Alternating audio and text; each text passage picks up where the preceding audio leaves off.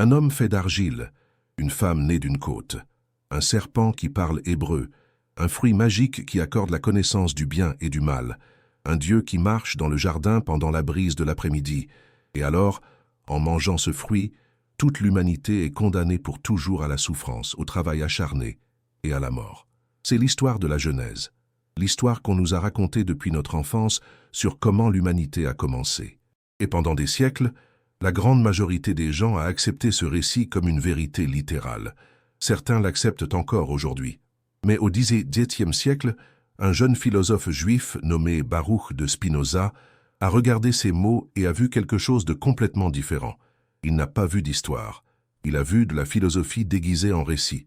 Il a réalisé que la Genèse n'essayait pas de décrire des événements historiques réels, mais plutôt d'expliquer quelque chose de beaucoup plus profond et universel sur la condition humaine. Et quand il a commencé à partager cette interprétation publiquement, quand il a commencé à remettre en question la littéralité des Écritures et à proposer que les miracles étaient impossibles, la réaction a été immédiate et brutale. Il a été excommunié de la communauté juive à l'âge de 23 ans. Sa famille l'a renié. Des amis ont reçu l'ordre de ne pas lui parler.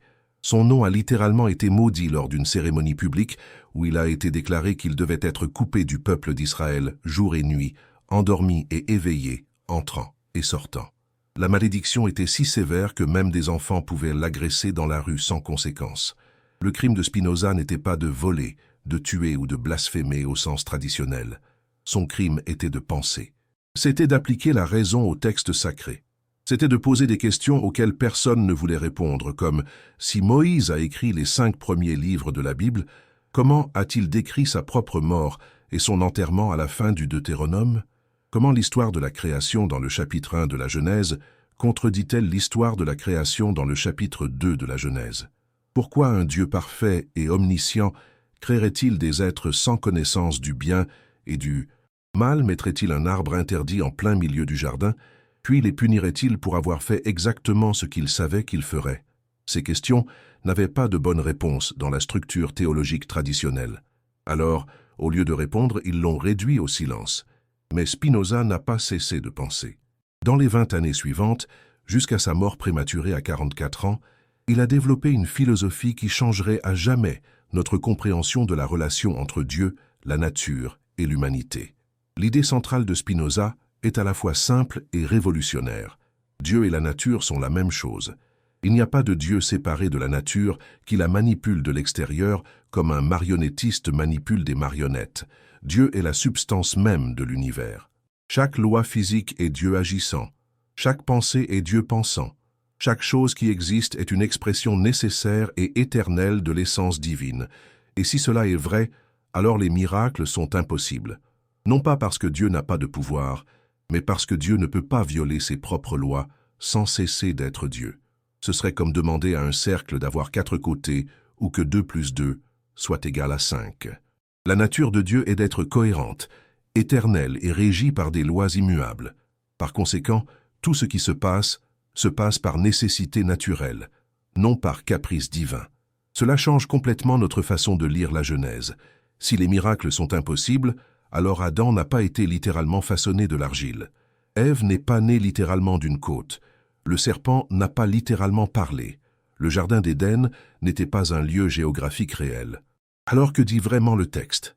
Spinoza propose que la Genèse est une allégorie philosophique sur la naissance de la conscience humaine.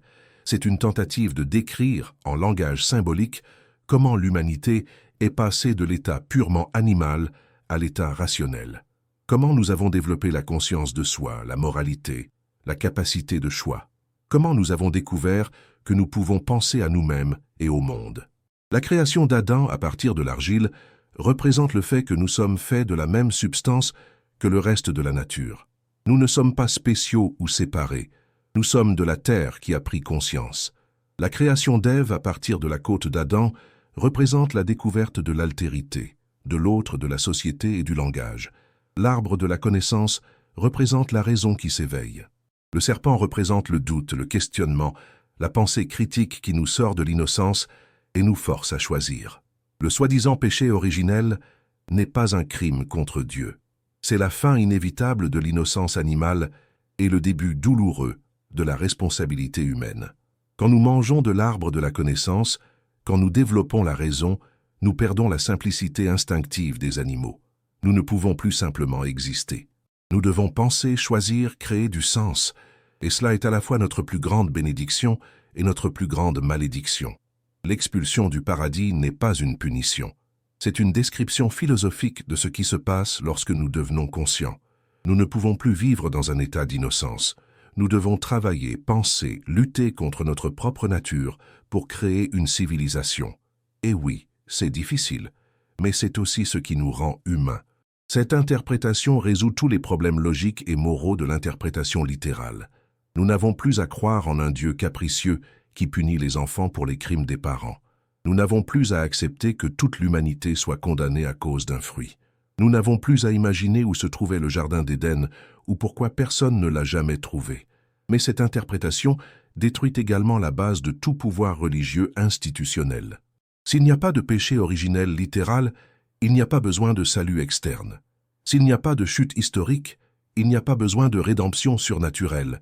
Si Dieu n'est pas séparé de la nature, il n'y a pas besoin de prêtres comme intermédiaires. Et si la raison est ce qui nous a rendus humains, alors la raison n'est pas l'ennemi de la foi, mais le chemin même pour comprendre Dieu.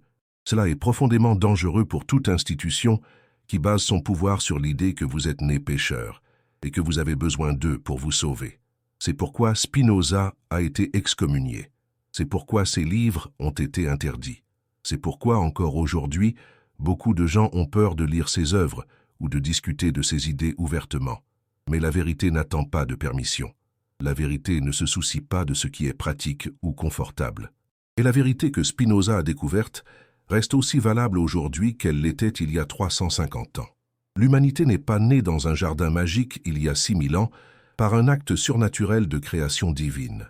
Elle a émergé naturellement à travers des processus éternels qui se poursuivent encore maintenant. Et chacun d'entre nous est encore en train de naître, encore en train de s'éveiller, encore en train de manger de l'arbre de la connaissance chaque fois que nous choisissons de penser au lieu de simplement obéir. La Genèse n'est pas dans le passé. Elle se déroule maintenant dans chaque esprit qui questionne, dans chaque personne qui utilise la raison pour chercher la vérité au lieu d'accepter le dogme. Dans les prochains blocs, nous allons faire un voyage à travers la Genèse avec les yeux de Spinoza. Nous allons disséquer chaque élément du récit et révéler ce que chaque symbole signifie vraiment lorsqu'il est lu philosophiquement plutôt que littéralement.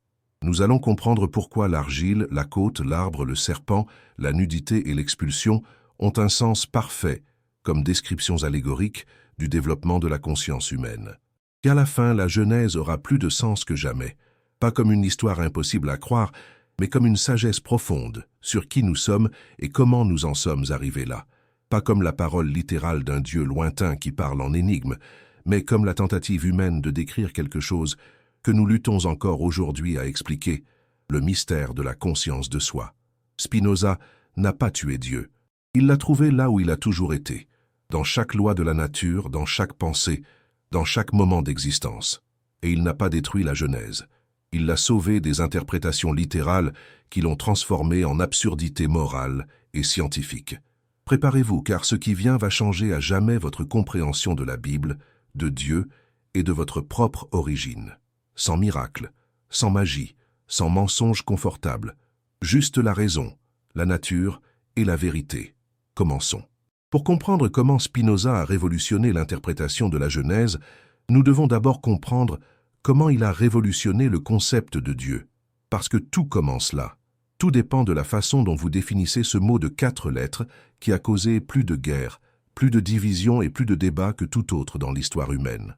Quand la plupart des gens pensent à Dieu, ils imaginent quelque chose comme ceci. Un être suprême séparé de la création, assis quelque part au-dessus de tout, observant, jugeant, intervenant quand il le veut. Un Dieu qui a fait l'univers comme un horloger fait une montre, a mis tout en marche, et occasionnellement ajuste les rouages quand il le juge nécessaire. Un Dieu personnel qui se soucie si vous priez, si vous vous comportez bien, si vous suivez les bonnes règles. Ce Dieu a une volonté. Il a des préférences. Il est heureux quand vous obéissez et irrité quand vous désobéissez. Ce Dieu a choisi un peuple spécifique. Il a révélé des lois spécifiques. Il exige des rituels spécifiques. Et si vous ne suivez pas ce qu'il a ordonné, il y a des conséquences éternelles. Spinoza a examiné ce concept et a dit « Ce n'est pas Dieu, c'est un roi humain projeté dans le ciel, c'est de l'anthropomorphisme. C'est la tendance humaine à imaginer que le créateur de l'univers a les mêmes émotions, désirs et caprices que nous avons.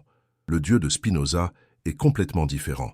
Ce n'est pas un être, c'est l'existence même.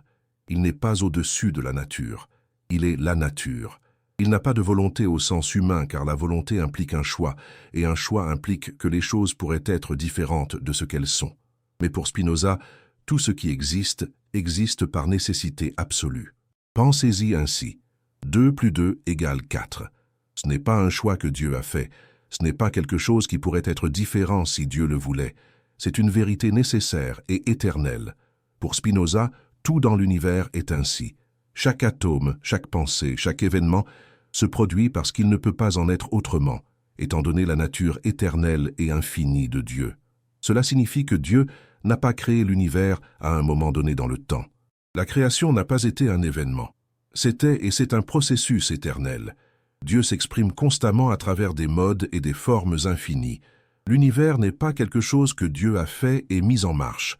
C'est le propre corps de Dieu, si nous pouvons utiliser ce langage.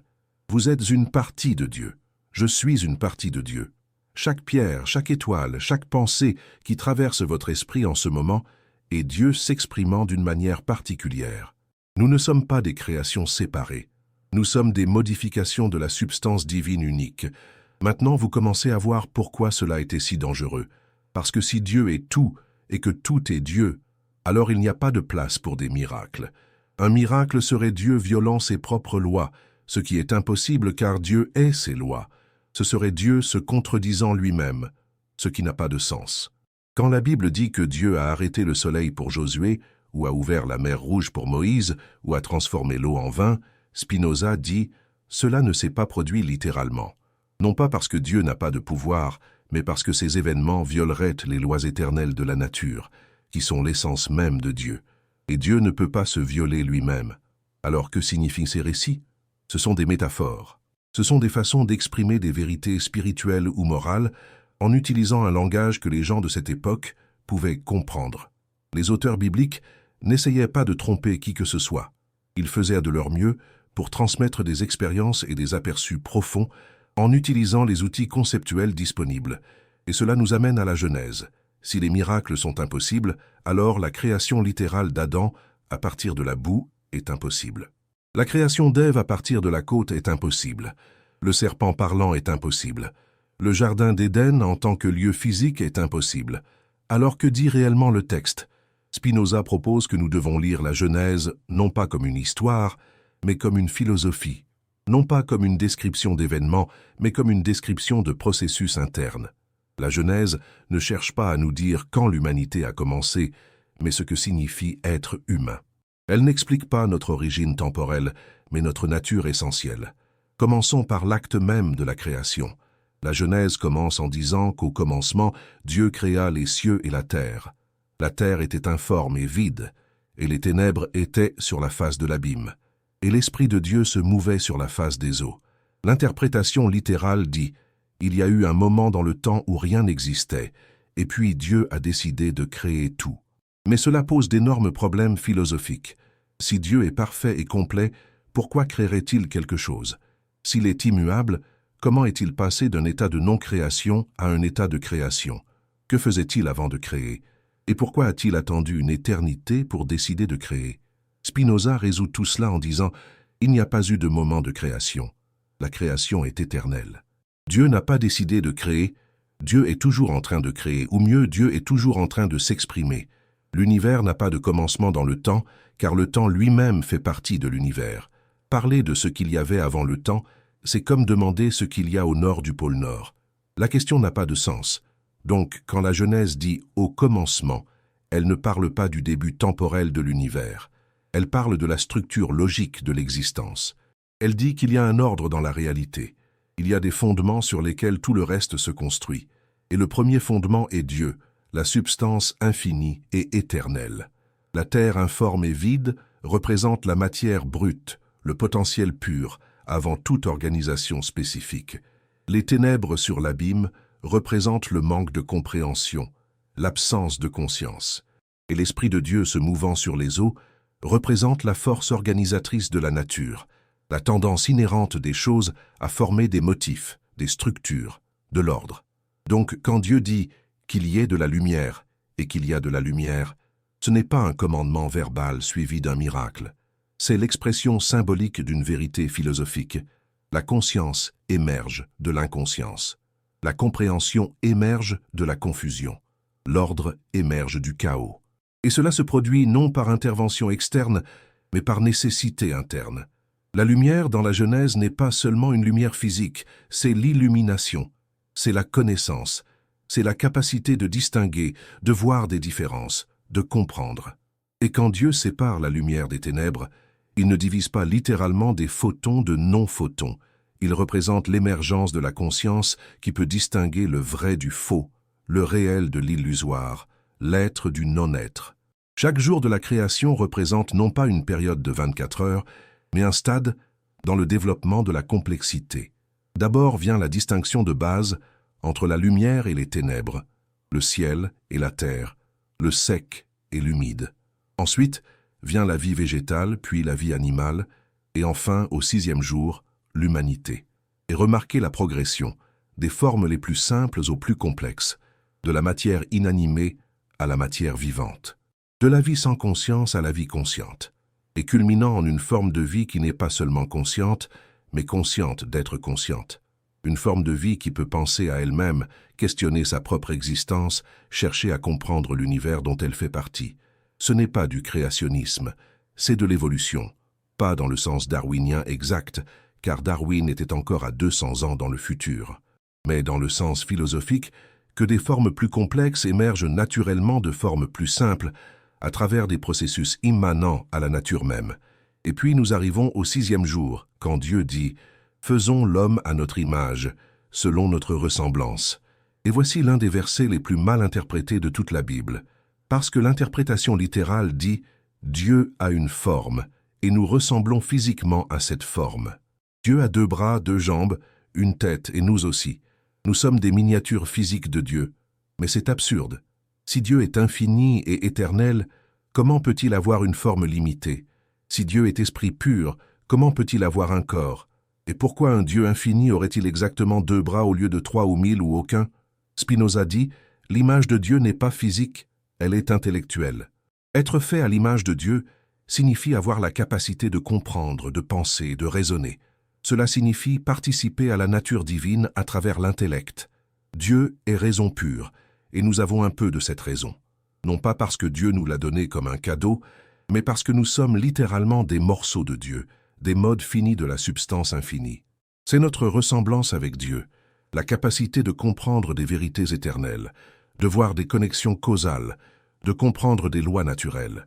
Quand vous comprenez que 2 plus 2 égale 4, vous pensez une pensée divine. Quand vous comprenez une loi de la physique, vous voyez avec les yeux de Dieu. Quand vous utilisez la raison pour atteindre la vérité, vous vous unissez à Dieu de la seule manière qui compte vraiment. Et puis Dieu place l'homme dans le jardin d'Éden pour le cultiver et le garder. Et il donne un ordre. De tous les arbres du jardin, vous pouvez manger librement, mais de l'arbre de la connaissance du bien et du mal, vous n'en mangerez pas, car le jour où vous en mangerez, vous mourrez certainement. L'interprétation littérale transforme cela en un test. Dieu teste l'obéissance d'Adam. Il voit si Adam va obéir aux ordres, même sans comprendre pourquoi. Et si Adam échoue au test, lui et toute sa descendance seront punis éternellement. Mais cela soulève des questions morales horribles. Pourquoi Dieu créerait-il des êtres sans connaissance du bien et du mal, mettrait un arbre dangereux juste devant eux, ordonnerait qu'ils ne mangent pas mais n'expliquerait pas pourquoi puis les punirait pour désobéir? C'est la justice. C'est un piège. C'est comme mettre un enfant de 2 ans dans une pièce pleine de prises électriques et ensuite le blâmer pour avoir reçu une décharge. Spinoza résout cela complètement. Le jardin d'Éden n'est pas un lieu. C'est un état. C'est l'état d'innocence animale.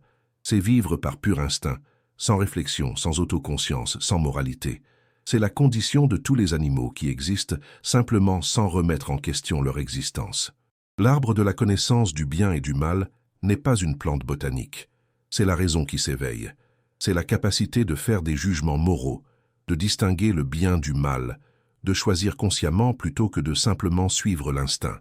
Et l'ordre de Dieu de ne pas manger n'est pas un test d'obéissance, c'est un avertissement sur ce qui va se passer lorsque la raison s'éveillera. C'est la nature qui dit, si vous développez une conscience morale, vous allez perdre la simplicité de l'existence animale. Vous allez devoir penser, choisir, porter des responsabilités. Et cela va être douloureux. Cela va sembler une mort comparée à l'innocence précédente. Mais réalisez, ce n'est pas vraiment un choix. Ce n'est pas comme si Adam avait pu décider de ne jamais manger et de rester pour toujours dans l'état animal.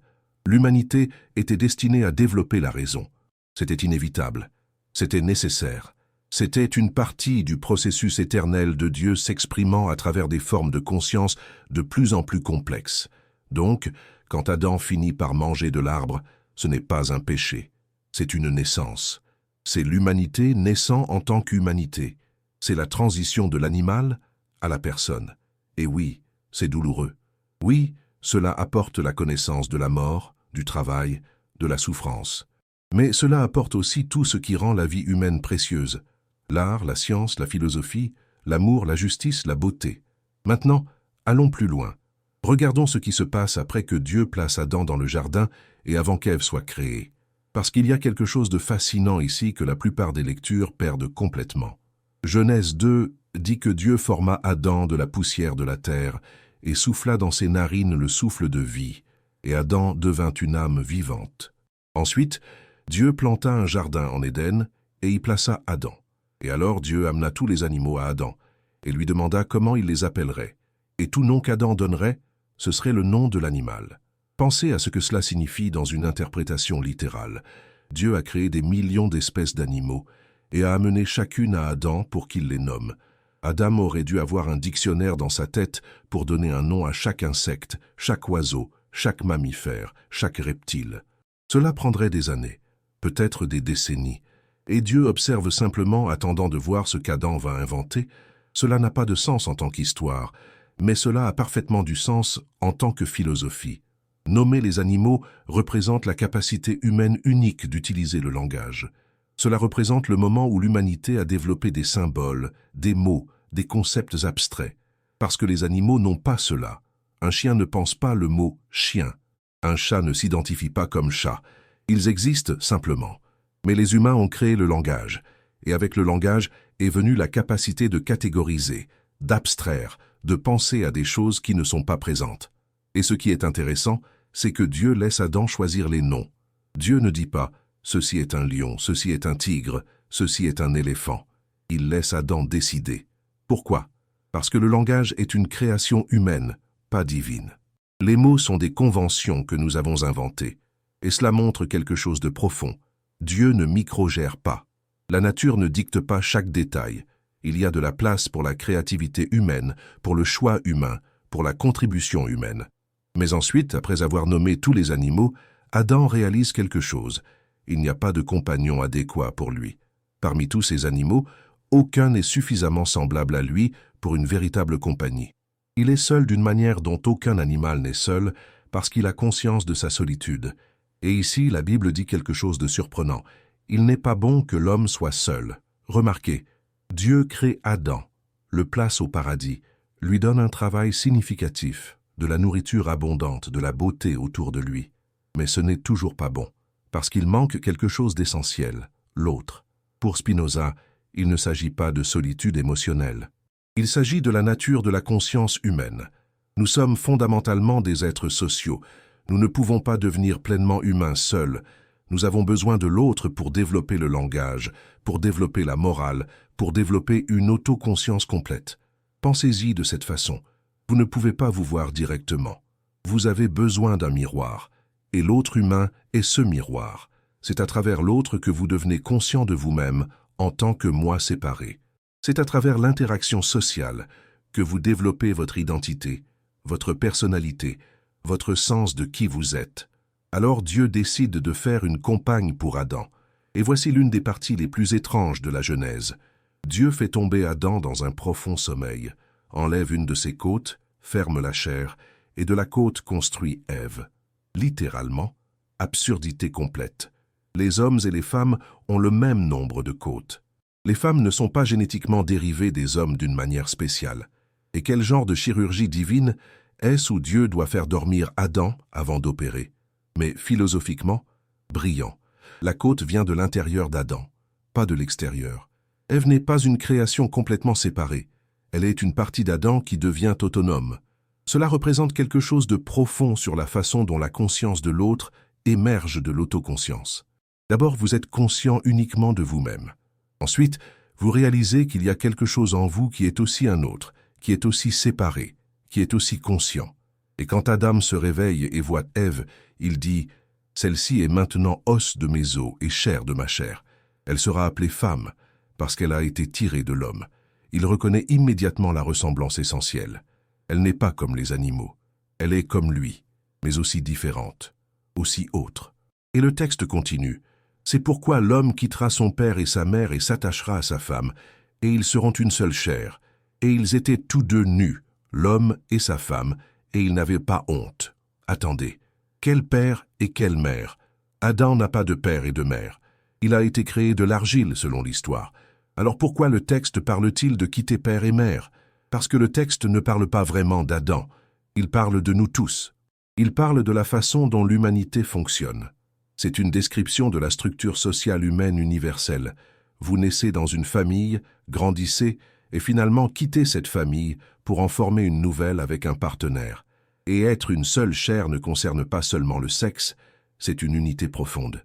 Ces deux consciences séparées qui choisissent de créer une vie partagée, un projet commun, un sens commun. C'est l'amour, non pas comme une émotion romantique, mais comme un engagement philosophique à voir l'autre comme une extension de soi-même. Et ils étaient nus et n'avaient pas honte. Pourquoi? Parce qu'il n'y a pas encore de morale au sens complet. Il n'y a pas encore de jugement. Il n'y a pas encore d'autoconscience qui dit « je devrais être différent de ce que je suis ». Ils sont simplement comme des animaux, innocents, sans culpabilité, sans honte, sans la complexité tortueuse de l'esprit humain pleinement développé. Mais cela est sur le point de changer, parce que dans le chapitre suivant, le serpent apparaît. Et ici, je dois vous poser une question, parce que vous êtes arrivé jusqu'ici. Vous regardez une vidéo sur la philosophie de Spinoza appliquée à la Genèse. Ce n'est pas un contenu casual, cela exige de l'attention, cela exige que vous réfléchissiez. Et je veux savoir, que pensez-vous que le serpent représente? Parce que dans l'interprétation traditionnelle, le serpent est Satan déguisé, le mal personnifié, essayant de détruire l'humanité depuis le début. Mais dans l'interprétation de Spinoza, le serpent est quelque chose de complètement différent, quelque chose que la religion organisée ne pourrait jamais admettre sans se détruire. Écrivez dans les commentaires maintenant. Avant que je continue et explique, que pensez-vous que Spinoza dirait sur le serpent? Que symbolise-t-il dans l'allégorie de l'éveil de la conscience humaine? Réfléchissez à cela, parce que la réponse va complètement changer la façon dont vous voyez le bien et le mal, l'obéissance et la liberté, l'innocence et la connaissance. Et si vous aimez ce voyage philosophique, si vous voulez continuer à déconstruire et reconstruire les grandes narrations qui ont façonné la civilisation occidentale, alors abonnez-vous à la chaîne maintenant, parce que ce qui vient ensuite sur le serpent, sur l'arbre, sur la chute qui n'était pas une chute, ce n'est que le début. Nous avons des blocs et des blocs de philosophie pure devant nous, et chacun ira plus profondément dans l'esprit de l'un des penseurs les plus radicaux qui ait jamais existé. Alors, restez avec moi, commentez, abonnez-vous, et allons ensemble, là où cette interprétation nous mènera. Parce que je vous garantis, à la fin, la Genèse aura plus de sens que jamais auparavant. Le serpent était le plus rusé de tous les animaux sauvages que le Seigneur Dieu avait fait. Et il dit à la femme, « Est-il vrai que Dieu a dit que vous, je ne peux pas manger d'aucun arbre du jardin? Arrêtez ici. Il y a déjà quelque chose d'étrange. Le serpent parle. Non seulement il parle, mais il parle hébreu. Non seulement il parle hébreu, mais il engage un débat théologique sophistiqué. Il questionne, il argumente, il plante des doutes, il utilise la rhétorique. L'interprétation littérale dit que c'est Satan déguisé, mais le texte ne dit pas cela. Le texte dit simplement que c'est un serpent, le plus rusé des animaux. Et Satan, en tant que figure du mal cosmique, n'existe même pas encore dans la théologie juive au moment où la Genèse a été écrite. C'est une élaboration ultérieure, surtout chrétienne. Alors, que représente réellement le serpent dans une lecture philosophique? Le doute, la question, le questionnement, la capacité humaine non seulement d'accepter ce qui est dit, mais d'enquêter, de défier, de penser de manière critique. Le serpent est la raison qui s'éveille. C'est la première pensée subversive. C'est la voix intérieure qui dit « Est-ce vraiment vrai? Est-ce que cela doit être ainsi? Y a-t-il une autre perspective ?» Et remarquez à qui le serpent parle. Ève, pas Adam. Pourquoi? Pas à cause du machisme de l'auteur biblique essayant de blâmer les femmes, comme beaucoup l'ont interprété pendant des siècles. Mais parce qu'Ève, étant la deuxième conscience créée, représente le social, le dialogique, l'aspect de l'humanité qui n'est pas seul avec lui-même, mais en conversation avec l'autre. Et que demande le serpent? Il déforme légèrement ce que Dieu a dit. Dieu avait dit « Vous pouvez manger de n'importe quel arbre sauf un ». Mais le serpent demande « Est-il vrai que vous ne pouvez manger d'aucun arbre ?» Il exagère l'interdiction, faisant sembler que Dieu est plus restrictif qu'il ne l'est réellement. Pourquoi? Parce que c'est la nature du doute. Il commence par exagérer le problème pour créer une ouverture au questionnement. C'est une technique rhétorique. Et Ève répond en corrigeant « Non, nous pouvons manger de tous les arbres du jardin, mais Dieu a dit que de l'arbre au milieu du jardin, nous ne pouvons pas manger ni le toucher, afin de ne pas mourir. » Mais attendez, Dieu n'a rien dit sur le fait de ne pas toucher. Il a seulement dit de ne pas manger. Ève ajoute à la loi. Elle rend l'interdiction plus sévère que Dieu ne l'a faite. Pourquoi? Parce que c'est le processus par lequel les règles deviennent plus strictes avec le temps. Quelqu'un dit « Ne fais pas X parce que c'est dangereux ». Et ensuite, un autre dit « Mieux vaut ne pas s'approcher de X pour des raisons de sécurité ». Et puis un autre dit « Mieux vaut même pas penser à X ». Et finalement, la règle originale devient méconnaissable sous des couches de précautions supplémentaires. Et le serpent répond « Vous ne mourrez pas. Dieu sait qu'au jour où vous mangerez de cet arbre, vos yeux seront ouverts et vous serez comme Dieu, connaissant le bien et le mal. » Maintenant, il est important de noter, le serpent dit la vérité, complètement. Il ne meurt pas le jour où il mange. Dieu parlait au sens métaphorique la mort de l'innocence, mais littéralement, ils vivent. Et leurs yeux s'ouvrent, et ils deviennent comme Dieu au sens de connaître le bien et le mal. Dieu lui-même le confirme plus tard en disant « Maintenant l'homme est devenu comme l'un de nous, connaissant le bien et le mal. » Donc le serpent n'est pas menteur. Le serpent est la voix de la vérité inconfortable. C'est la voix qui dit « Ce qu'on t'a dit n'est pas toute l'histoire. Il y a plus à savoir. Il y a des perspectives qui te sont cachées. Il y a une connaissance que tu es empêché d'atteindre. » Et pourquoi Dieu empêcherait-il la connaissance? C'est le grand problème théologique de l'interprétation littérale. Si Dieu est bon et que la connaissance est bonne, pourquoi Dieu interdirait-il la connaissance? La réponse traditionnelle est pour tester l'obéissance. Mais c'est moralement répugnant. C'est dire que la vertu réside dans l'obéissance aveugle, pas dans la recherche de la compréhension. Spinoza rejette cela complètement. Pour lui, la vertu réside précisément dans la quête de la connaissance. La bonne vie est celle guidée par la raison, pas par l'obéissance aveugle à l'autorité. Donc, l'interdiction de manger de l'arbre de la connaissance ne peut pas être littéralement de Dieu. Elle doit être symbolique. Et symbolise quoi? La douleur inhérente à la croissance, la perte inévitable qui accompagne le gain, le fait que tu ne peux pas avoir une conscience morale sans perdre l'innocence animale. Tu ne peux pas avoir la connaissance du bien et du mal sans réaliser que parfois tu choisis le mal. Tu ne peux pas avoir la liberté sans responsabilité. Dieu disant « Ne mange pas ou tu mourras » et la nature disant « Ce chemin a un coût. Ce chemin apporte de la douleur avec l'illumination. Es-tu sûr de vouloir cela? Parce qu'il n'y a pas de retour en arrière. Une fois que tu vois, tu ne peux pas dévoir. Une fois que tu sais, tu ne peux pas ignorer. » Mais l'humanité, représentée par Ève, choisit de savoir de toute façon. Pourquoi? Parce que c'est notre nature. Nous avons été faits pour chercher la connaissance. La curiosité n'est pas un défaut, c'est une ressource. C'est ce qui nous rend humains. Aucun animal ne se soucie du bien et du mal au sens abstrait. Aucun animal ne construit des systèmes éthiques. Aucun animal ne philosophe. Seulement nous. Et c'est parce que nous avons mangé de l'arbre, parce que nous avons choisi de connaître. Ève regarde l'arbre et voit trois choses. L'arbre est bon pour la nourriture, il est agréable à voir, et il est désirable pour obtenir la sagesse. Remarquez la progression.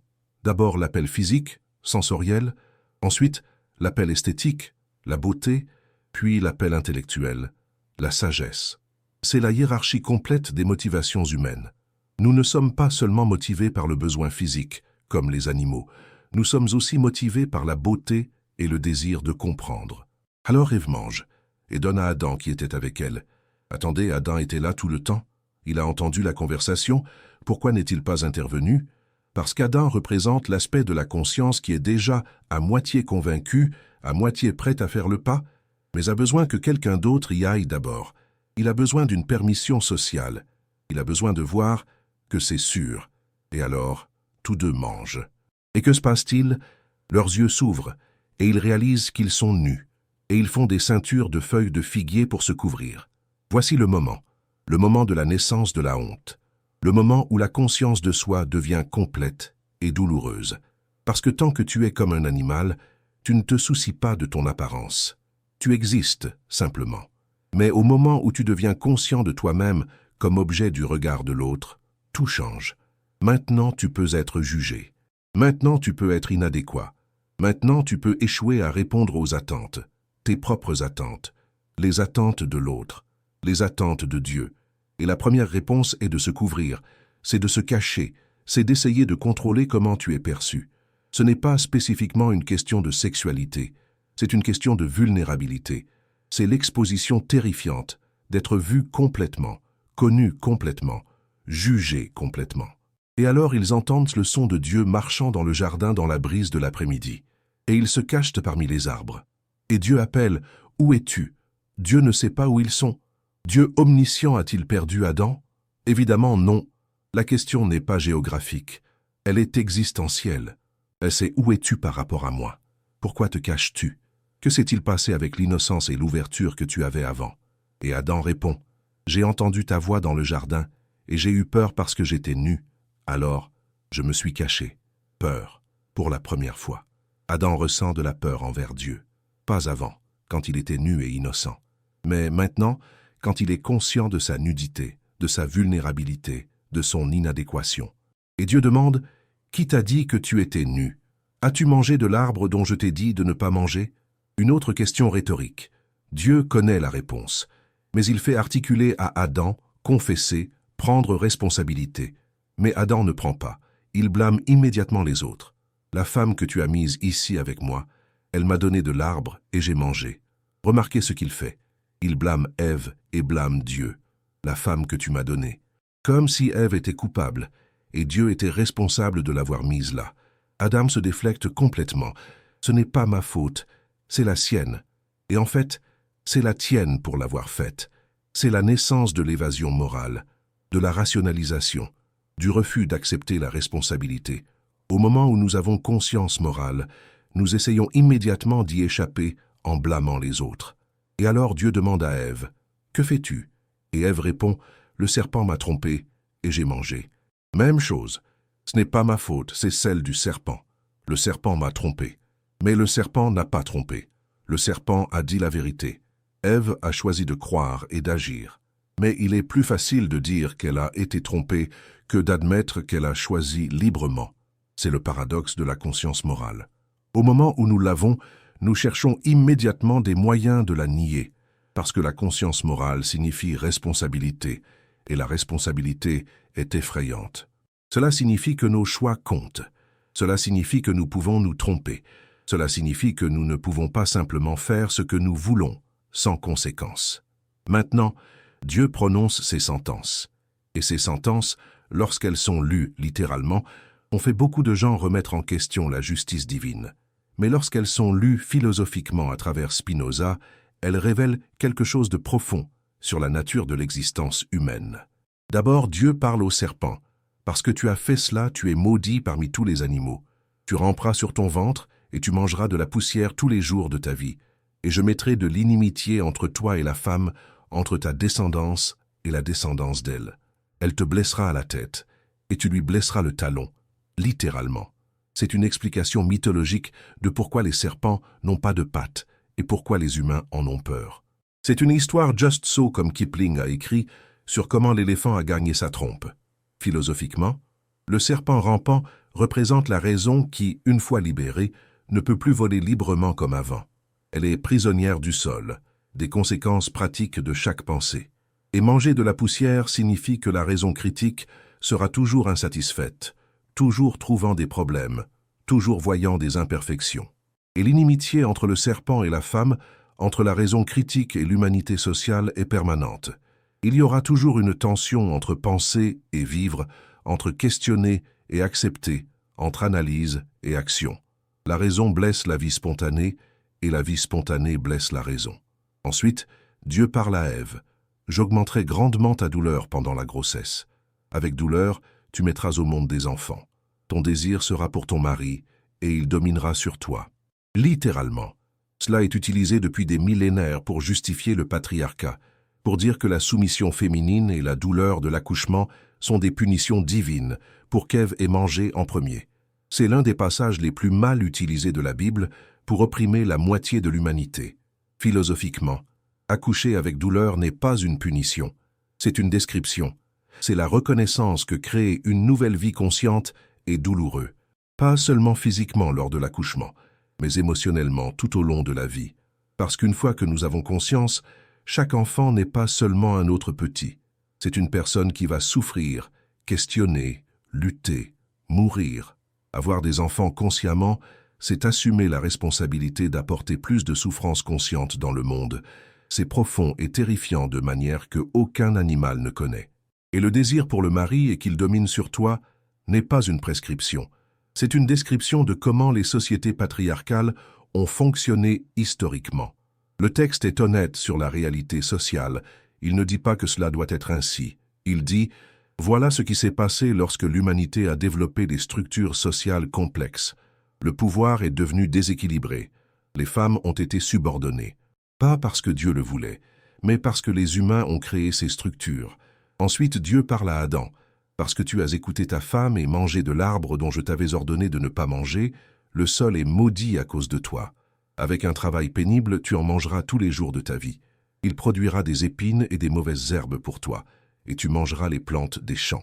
Avec la sueur de ton front, tu mangeras du pain jusqu'à ce que tu retournes au sol, car de lui tu as été tiré. Tu es poussière, et à la poussière tu retourneras. » Littéralement.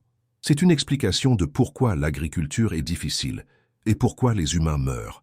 C'est dire que le travail acharné et la mort sont des punitions pour désobéissance. Philosophiquement, c'est la reconnaissance que la conscience apporte une obligation.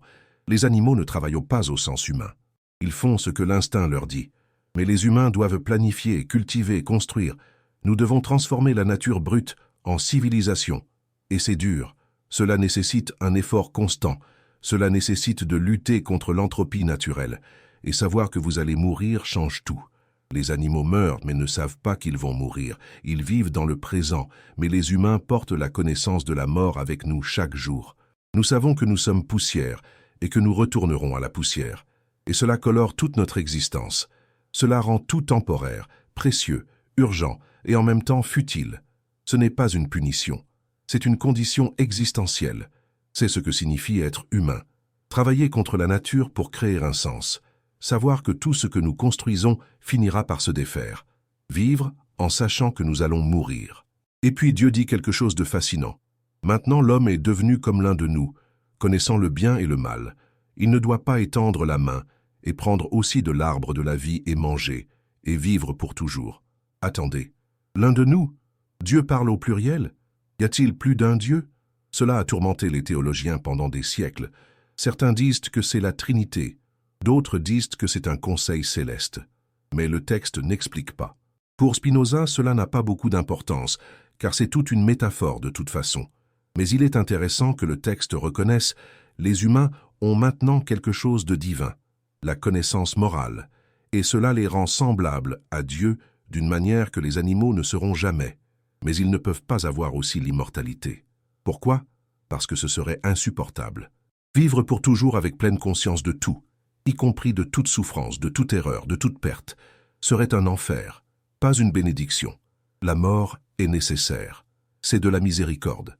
C'est ce qui rend la vie précieuse parce qu'elle est limitée. Alors Dieu expulse Adam et Ève du jardin. Il place des chérubins avec une épée flamboyante, gardant le chemin de retour à l'arbre de la vie. Littéralement. Dieu a construit une clôture avec des anges de sécurité. Où est ce jardin? Pourquoi personne ne l'a jamais trouvé? Pourquoi les chérubins sont-ils encore là? Philosophiquement, il n'y a pas de chemin de retour. Vous ne pouvez pas ignorer. Vous ne pouvez pas retourner à l'innocence. L'épée flamboyante est la connaissance même que vous avez maintenant. Elle bloque le retour. Vous avez mangé de l'arbre. Maintenant, vous devez vivre avec les conséquences. Le jardin n'est pas un lieu physique que vous avez quitté. C'est un état mental que vous avez transcendé. Et la nostalgie que nous ressentons pour lui est la nostalgie que nous ressentons pour l'enfance, pour la simplicité, pour l'époque avant que nous sachions tant, avant que nous soyons si conscients. Mais il n'y a pas de retour. Il n'y a que de l'avancement, du jardin au monde, de l'innocence à l'expérience, de l'instinct à la raison, de l'être à l'être devoir. Et ainsi, la Genèse 3 se termine avec Adam et Ève à l'extérieur, devant faire leur vie à travers le travail et la douleur, mais maintenant conscients, moraux, humains. Maintenant, nous devons prendre du recul et regarder ce qui s'est réellement passé philosophiquement. Parce que toute cette narration de 3 chapitres est l'une des allégories les plus denses et brillantes jamais écrites sur la condition humaine. Ce que Spinoza voit ici n'est pas l'histoire d'un couple littéral il y a 6000 ans. Il voit la structure atemporelle de la conscience humaine émergeant de l'inconscience animale. Et chaque élément de l'histoire représente un aspect de ce processus. Commençons par le concept de chute. La théologie chrétienne a construit une doctrine entière sur l'idée de la chute originelle. L'humanité était parfaite et tombée dans le péché. Maintenant, elle a besoin de salut. Toute la structure de culpabilité, de rédemption, de sacrifice, de salut dépend de l'acceptation que quelque chose a été perdu dans le jardin d'Éden qui doit être récupéré. Mais Spinoza dit « Il n'y a pas eu de chute, il y a eu une ascension. L'humanité n'est pas tombée d'un état supérieur à un état inférieur. Elle est montée d'un état inférieur à un état supérieur. De l'animal à l'humain, de l'inconscient au conscient, de l'innocent au responsable. Oui, cela a apporté de la douleur. Mais cela a aussi apporté tout ce qui vaut la peine. Échangeriez-vous votre conscience contre le bonheur animal? Choisiriez-vous d'être un bétail heureux, paissant, sans rien savoir, plutôt qu'un humain souffrant mais conscient? Certains diraient oui, mais la plupart d'entre nous, après une réflexion honnête, diraient non. Parce qu'il y a quelque chose dans la conscience, dans la connaissance, dans la capacité de penser, qui vaut plus que le bonheur simple. Il y a de la dignité à être capable de comprendre la vérité, même si cette vérité est douloureuse. Il y a de la valeur à pouvoir choisir moralement, même en sachant que parfois nous choisirons mal. Alors le péché originel n'est pas un péché, c'est une naissance. La naissance de l'humanité en tant qu'humanité. Et si ce n'est pas un péché, alors il n'y a pas besoin de salut externe. Il n'y a pas besoin de sacrifice divin pour laver une culpabilité qui n'a jamais été réelle. Vous êtes libre. Depuis toujours. Vous n'êtes pas né brisé ayant besoin d'être réparé. Vous êtes né comme partie de Dieu, expression de la nature divine, passant par un processus de développement conscient.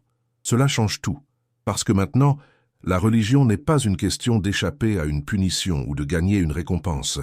C'est une question de comprendre votre véritable nature, de s'aligner avec des lois éternelles plutôt que de lutter contre elles, d'utiliser la raison pour atteindre la paix, pas la foi aveugle pour apaiser un juge céleste. Mais il y a plus. Spinoza voit dans les figures d'Adam et Ève non seulement une origine historique allégorique, mais une structure continue. Chaque humain passe par ce processus. Chaque enfant naît dans le jardin de l'innocence. Chaque enfant finit par manger de l'arbre en développant une conscience morale. Chacun de nous expérimente l'expulsion lorsque nous perdons notre innocence d'enfant et devons faire face à la réalité adulte. La Genèse ne raconte pas seulement d'où nous venons. Elle raconte qui nous sommes, constamment, répétitivement, à chaque génération et dans chaque vie individuelle. Et le serpent n'est pas un ennemi, c'est une partie nécessaire du processus. Sans aucun doute, sans questionnement, sans pensée critique, nous restons infantiles. Nous avons besoin du serpent. Nous avons besoin de la voix qui dit « Mais est-ce vraiment vrai? Pouvait-il en être autrement? Y a-t-il une autre perspective ?» La religion institutionnelle le savait toujours, c'est pourquoi elle a toujours diabolisé le serpent. Parce que le serpent est une menace à l'autorité.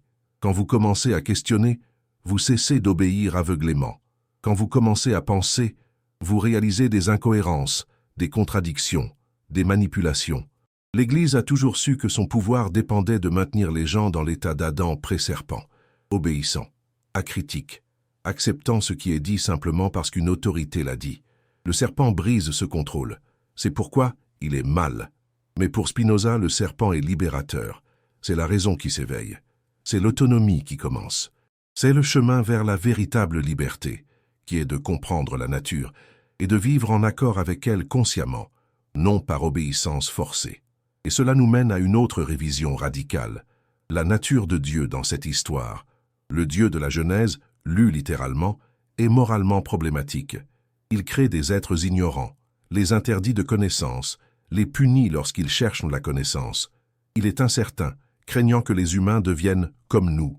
Il est jaloux, possessif, punitif. Ce n'est pas un Dieu digne d'adoration. C'est un tyran. Mais lu allégoriquement, le Dieu de la Genèse disparaît et est remplacé par la nature de Spinoza, qui ne punit ni ne récompense, mais simplement est. Les malédictions de Dieu ne sont pas des punitions. Ce sont des conséquences naturelles. Quand vous développez la conscience, vous travaillez naturellement plus dur parce que maintenant vous pensez à l'avenir. Naturellement, vous souffrez plus parce que maintenant vous savez que vous allez mourir. Naturellement, vous ressentez de la honte parce que maintenant vous vous voyez du point de vue de l'autre. Ce n'est pas Dieu qui est malveillant, c'est la réalité qui est honnête.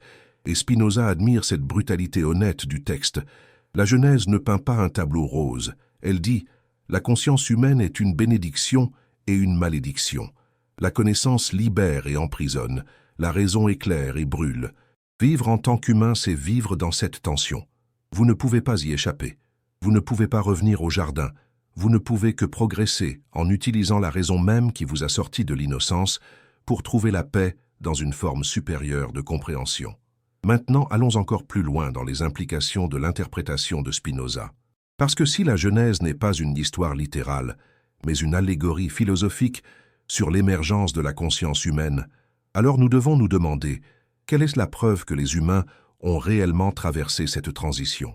Comment savons-nous qu'il y a eu un moment ou une série de moments où quelque chose d'animal est devenu quelque chose d'humain? Spinoza n'avait pas accès à la science moderne. Il est mort en 1677, presque 200 ans avant que Darwin ne publie L'origine des espèces. Il ne savait rien de l'évolution biologique, des ancêtres hominidés, du développement graduel du cerveau humain au cours de millions d'années. Mais il a pressenti quelque chose que la science moderne confirme complètement. Les humains ne sont pas une création spéciale séparée. Nous sommes une partie de la nature.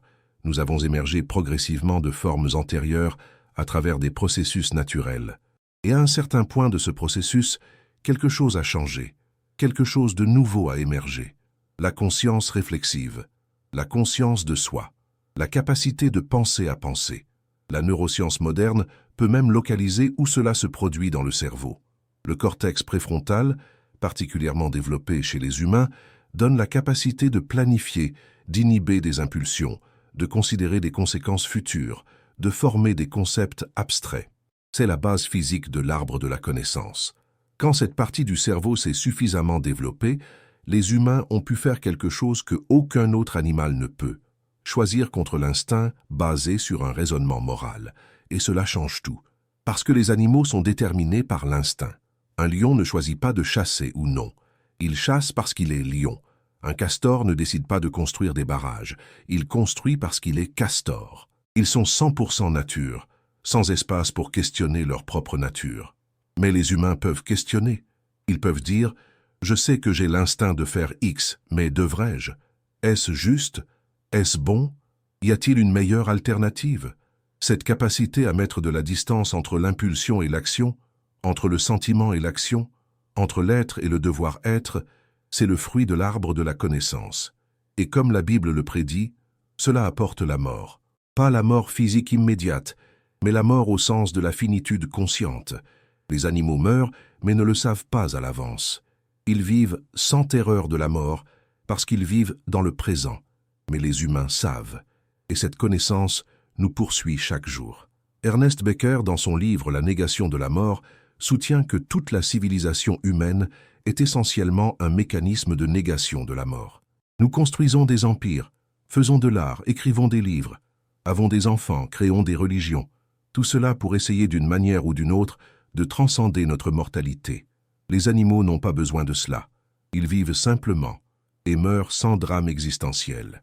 Mais nous, ayant mangé de l'arbre, sachant que nous sommes poussière et que nous retournerons à la poussière, devons créer un sens de manière artificielle.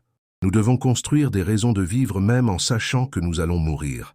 C'est notre malédiction, mais aussi notre gloire, parce que de ce besoin de créer un sens vient tout ce qui est humain. L'art, la science, la philosophie, l'amour romantique, la justice, la moralité, la beauté, la vérité. Rien de tout cela n'existe dans le royaume animal. Cela n'existe que parce que nous avons mangé de l'arbre.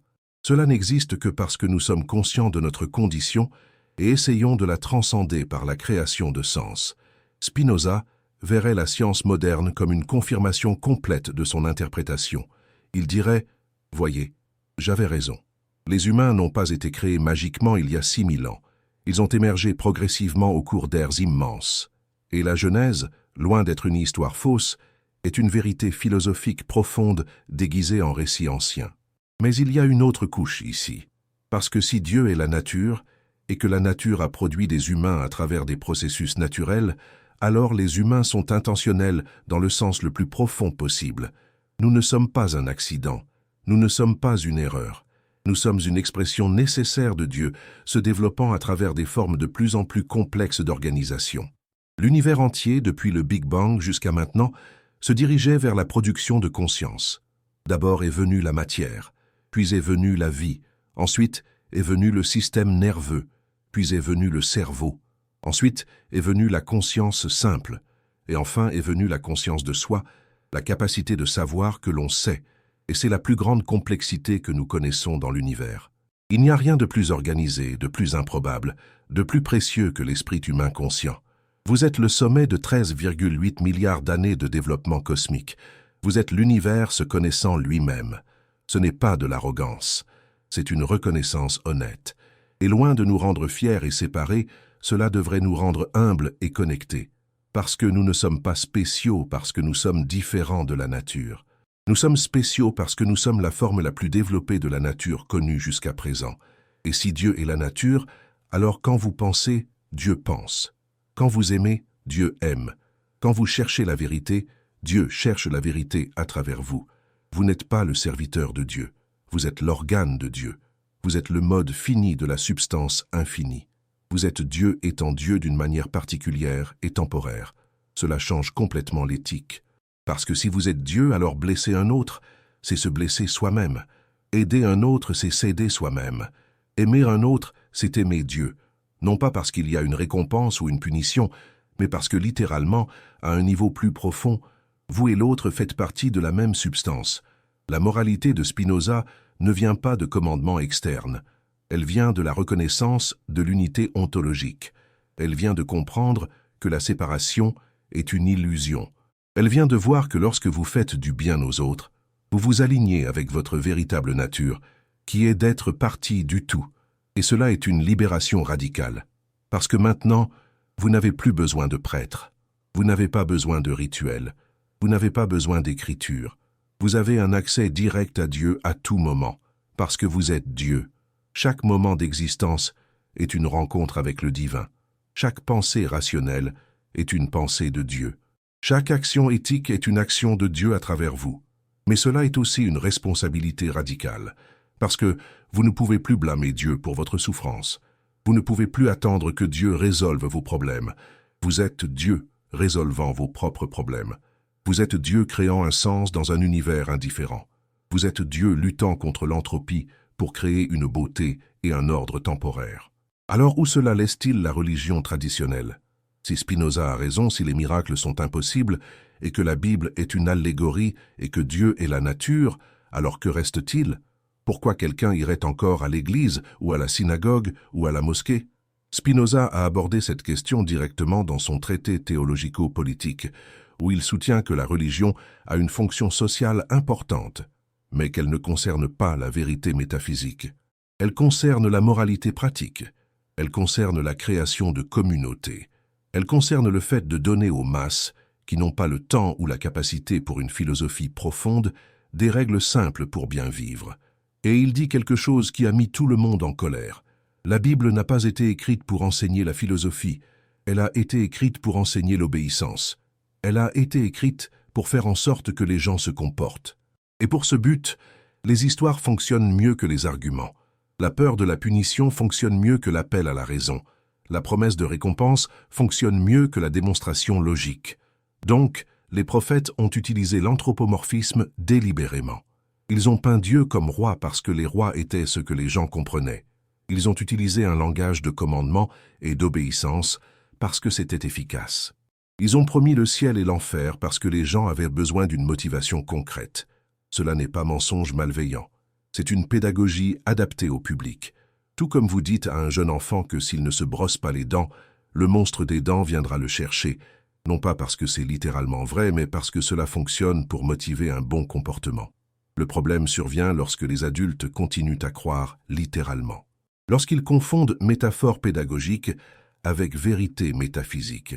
Lorsqu'ils construisent des théologies élaborées sur des histoires qui ont toujours été symboliques. Et pire, lorsqu'ils utilisent ces histoires pour contrôler les autres. Lorsqu'ils disent « Dieu a ordonné cela, donc vous devez obéir ». Lorsqu'ils utilisent la peur de l'enfer pour faire taire la dissidence. Lorsqu'ils utilisent la promesse du ciel pour justifier la souffrance présente. Spinoza voyait cela comme un abus de la religion. La vraie religion, pour lui, a un message simple. Aime Dieu et aime ton prochain. Tout le reste n'est que commentaire. Toutes les histoires, tous les rituels, toutes les lois sont des manières différentes d'exprimer cette vérité centrale dans des contextes culturels différents. Et vous n'avez pas besoin de croire que la mer Rouge s'est littéralement ouverte pour aimer votre prochain. Vous n'avez pas besoin de croire qu'Adam a été fait de boue pour être éthique. Vous n'avez pas besoin de croire en aucun miracle pour bien vivre. En fait, Spinoza soutient que croire au miracle vous rend moins éthique, pas plus. Parce que si vous croyez que Dieu intervient de manière arbitraire, alors vous pouvez attendre l'intervention au lieu d'agir. Vous pouvez prier pour une solution au lieu de travailler pour une solution. Vous pouvez accepter l'injustice comme volonté de Dieu au lieu de lutter contre elle.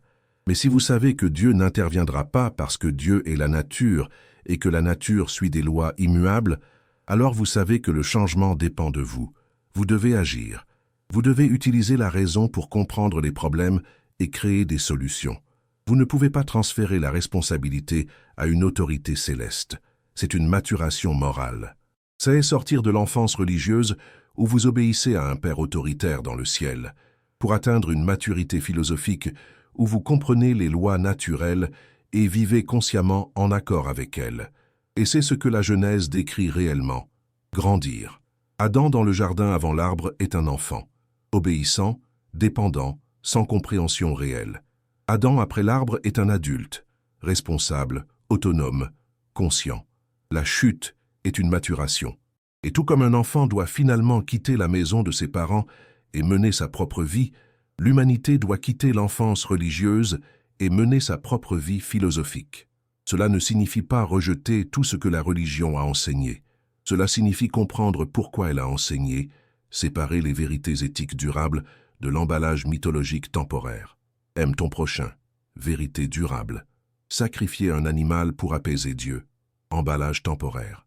Cherche la justice, vérité durable. Dieu a arrêté le soleil, emballage temporaire. Sois compatissant, vérité durable.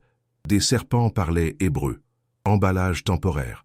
Lorsque vous faites cette séparation, vous libérez la véritable sagesse qui se trouve dans la Bible de tout le bagage qui la rend incroyable pour l'esprit moderne, et vous permettez aux gens d'être éthiques sans avoir à débrancher leur cerveau et croire à des absurdités. C'est ce que Spinoza voulait. Ne pas détruire la religion, mais la purifier. Ne pas éliminer Dieu, mais le comprendre correctement. Ne pas jeter la Bible, mais la lire pour ce qu'elle est.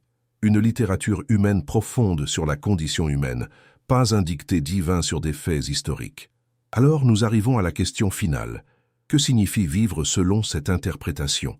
Si vous acceptez Spinoza, si vous voyez la Genèse comme une allégorie philosophique sur l'émergence de la conscience humaine, si vous comprenez Dieu comme nature et les miracles comme impossibles, comment cela change-t-il votre vie pratique? D'abord, vous cessez d'attendre une salvation externe. Vous comprenez qu'il n'y a pas de sauveur qui vient. Il n'y a pas de seconde venue. Il n'y a pas d'intervention divine qui va tout réparer. Si le changement doit se produire, vous devez le faire. Si la justice doit exister, vous devez la créer. Si l'amour doit prévaloir, vous devez aimer. C'est à la fois libérateur et terrifiant. Libérateur parce que vous n'attendez plus la permission ou l'approbation d'une autorité invisible. Vous pouvez penser par vous-même, choisir par vous-même, agir par vous-même. Terrifiant parce que toute la responsabilité repose sur vous. Vous ne pouvez pas blâmer Dieu pour vos erreurs. Vous ne pouvez pas attendre que Dieu corrige vos défauts. Deuxièmement, vous cessez de craindre la mort de la manière religieuse traditionnelle. Vous ne croyez plus à un enfer littéral où vous souffrirez éternellement si vous ne suivez pas les bonnes règles. Vous ne croyez plus à un ciel littéral où vous serez récompensé si vous obéissez. Vous comprenez que lorsque vous mourrez, vous retournez à la substance d'où vous êtes venu. Vous étiez Dieu avant de naître. Vous êtes Dieu pendant que vous vivez. Vous serez Dieu après être mort. Rien ne se perd, parce que vous n'avez jamais été réellement séparés pour commencer. L'illusion de l'individualité cesse, mais la réalité de la substance continue. Vous étiez une vague dans l'océan, maintenant vous vous dissolvez à nouveau dans l'océan. Mais l'eau, la substance, est éternelle. Cela devrait être réconfortant, mais Spinoza était assez honnête pour admettre « cela fait encore mal ». Vous préférez toujours exister en tant qu'individu conscient plutôt que de vous dissoudre. Vous voulez toujours continuer à être vous. C'est naturel, c'est un instinct de préservation de soi. Mais c'est aussi un attachement à l'illusion. La bonne vie pour Spinoza consiste à se détacher progressivement de cette illusion. C'est commencer à s'identifier non pas avec votre ego individuel, mais avec Dieu dans son ensemble. C'est aimer l'éternité, plus que sa manifestation temporaire particulière. C'est atteindre ce qu'il appelle l'amour intellectuel de Dieu, qui est comprendre si profondément comment tout fonctionne que vous acceptez tout, y compris votre propre mortalité, avec paix. Troisièmement, vous vous relatez aux autres différemment. Lorsque vous voyez un autre humain, vous ne voyez pas un étranger ou un ennemi potentiel. Vous voyez un autre mode de Dieu. Vous vous voyez sous une forme différente.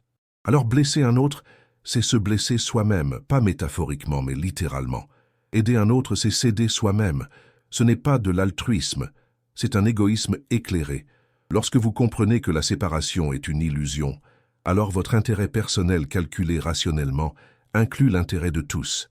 Vous voulez que tout le monde prospère parce que vous êtes tout le monde. Et cela résout le problème éthique fondamental. Pourquoi être moral? La réponse traditionnelle est parce que Dieu l'a ordonné et qu'il vous punira si vous ne le faites pas.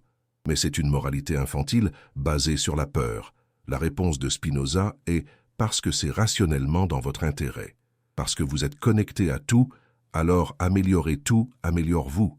C'est une moralité mature, basée sur la compréhension. Quatrièmement, vous commencez à voir la beauté et le sens dans des endroits que la religion traditionnelle ignore ou condamne. Vous n'avez plus besoin de diviser le monde en sacré et profane. Tout est sacré parce que tout est Dieu. Un arbre est aussi divin qu'une église. Un animal est aussi divin qu'un ange. Votre corps est aussi divin que votre âme. C'est un panthéisme radical. Et c'est pourquoi Spinoza a été accusé d'athéisme, parce qu'il éliminait la hiérarchie. Pour lui, il n'y avait pas de Dieu spécial au-dessus et de création inférieure en dessous. Il n'y avait qu'une substance unique s'exprimant à travers d'infinis modes. Mais loin d'être de l'athéisme, c'est le plus religieux possible. C'est voir la divinité dans tout, pas dans rien.